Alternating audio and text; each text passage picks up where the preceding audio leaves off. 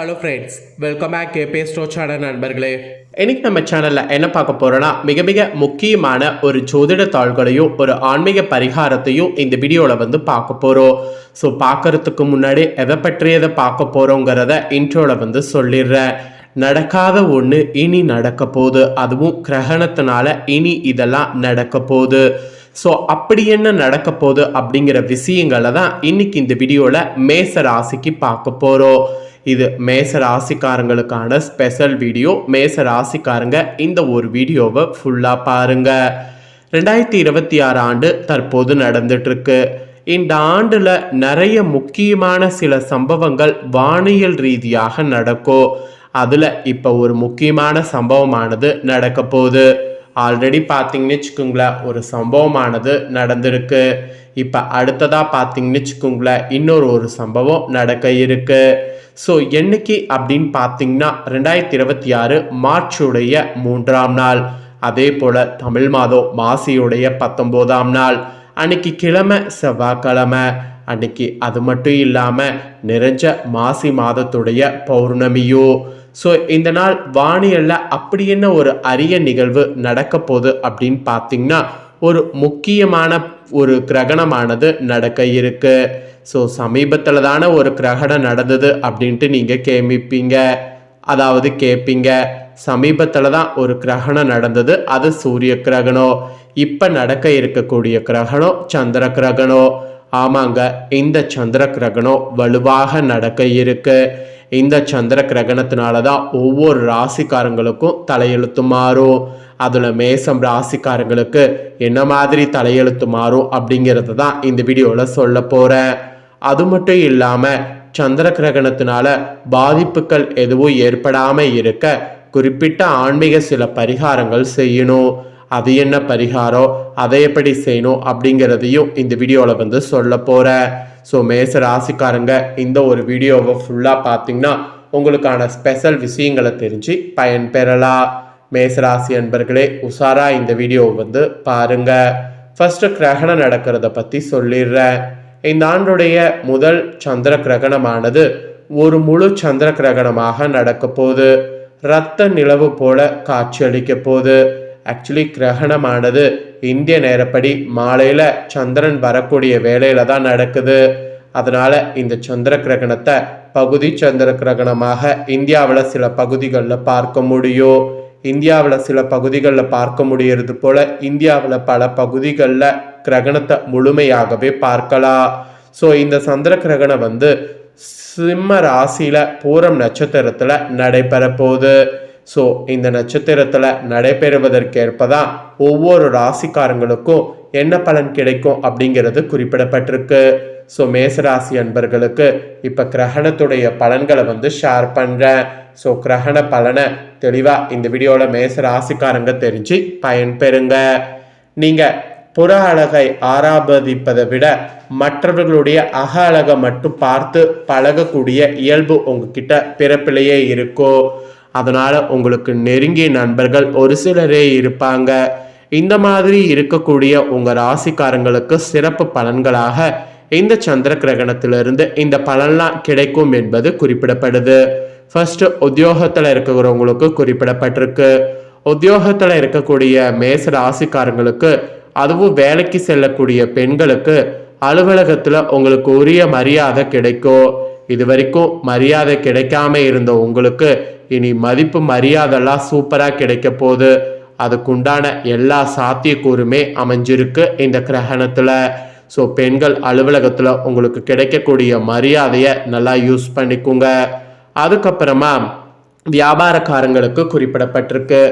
வியாபாரம் செய்யக்கூடிய வியாபாரிகளுக்கு, சொந்த தொழில் செய்யக்கூடிய பெண்களாக இருந்தீங்கன்னா உங்களுடைய தொழிலுக்கு நிச்சயம் நஷ்டமானது ஏற்படாது.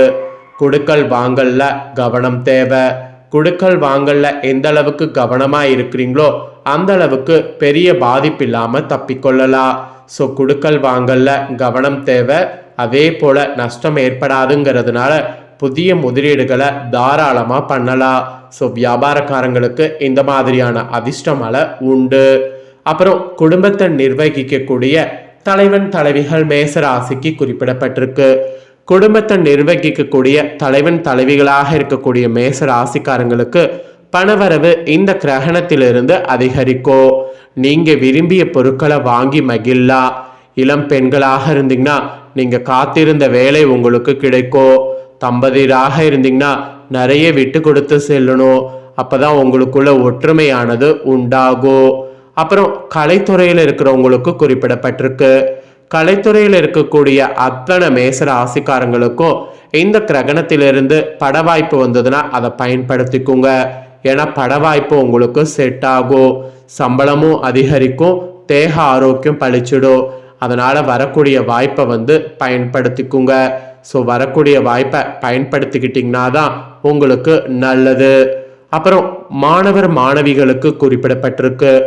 மாணவர்கள் நீங்க கல்வியில பார்த்தீங்கன்னு வச்சுக்கோங்களேன், அக்கறை கொள்ளணும்.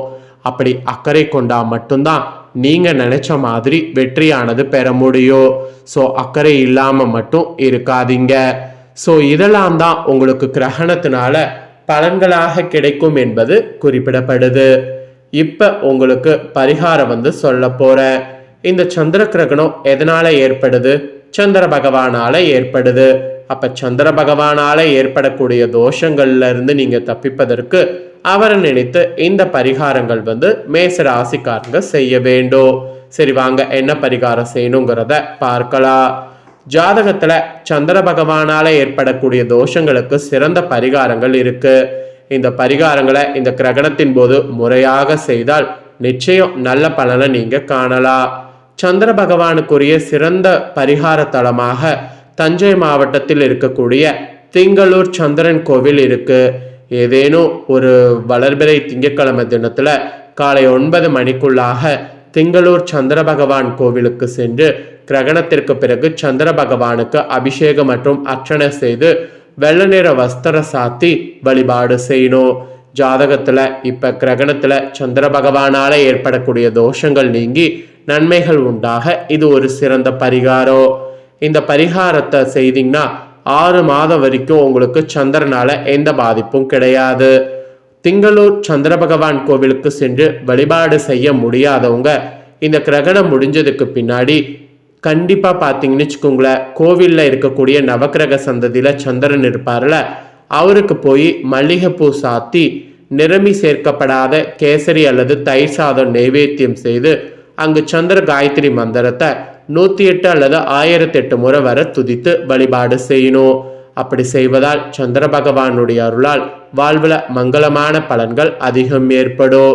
ஸோ இதை ட்ரை பண்ணலாம். ஒன்று, கிரகணம் முடிந்ததுக்கு பின்னாடி நான் சொன்ன ஊரில் இருக்கக்கூடிய கோவிலில் வழிபாடு செய்யலாம். இல்லை அங்கே போக முடியாது அப்படிங்கிறவங்க உள்ளூரில் இருக்கக்கூடிய கோவிலில் வழிபாடு செய்யலாம். மேற்கூறிய 2 பரிகாரங்களை செய்ய முடியாதவங்க கிரகணத்திற்கு பிறகு திங்கக்கிழமை வரும்ல, அப்ப சிவபெருமான் கோவில்ல சிவபெருமானுடைய அபிஷேகத்துக்கு தரமான பசும்பால தானமாக கொடுங்க. காலையில எழுந்ததுமே பெற்ற தாயோரிடம் காலை தொட்டு ஆசீர்வாதம் வாங்குங்க. இந்த மாதிரி செய்தாலும் சந்திரனுடைய அருள் உங்களுக்கு கிடைக்கும். வெள்ளியில சந்திரகாந்தத்தால் பதித்த மோதிரத்தை எப்போதுமே உங்க வலது கை மோதிர விரல்ல அணிந்து கொள்ளுங்க. இதெல்லாம் சந்திர தோஷத்திலிருந்து தப்பிப்பதற்கு சிறந்த வழி. மேலும் உங்க சக்திக்கேற்ப மனநலம் கொண்டியவர்கள் மற்ற ஏழைகளுக்கு தயிர் சாதம், நீர்மோர் போன்றவற்றை தான வழங்கலா. இப்ப கோடை காலம் வேற ஸ்டார்ட் ஆயிடுச்சு.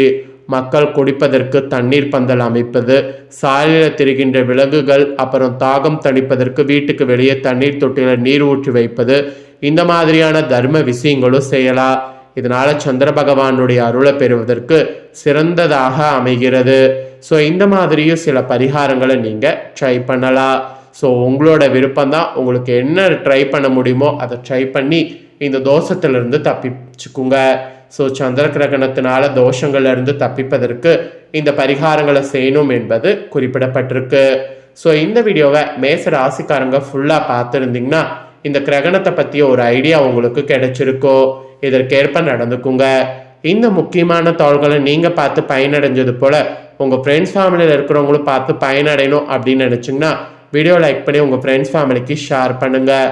உங்கள் ஃப்ரெண்ட்ஸ் ஃபேமிலியில் இருக்கிறவங்களும் வீடியோ பார்க்கட்டும். அவங்களும் மேச ராசிக்காரங்களாக இருந்தாங்கன்னா இந்த தகவல்களை தெரிஞ்சு இதற்கேற்ப நடந்து பலன் பெறட்டும்.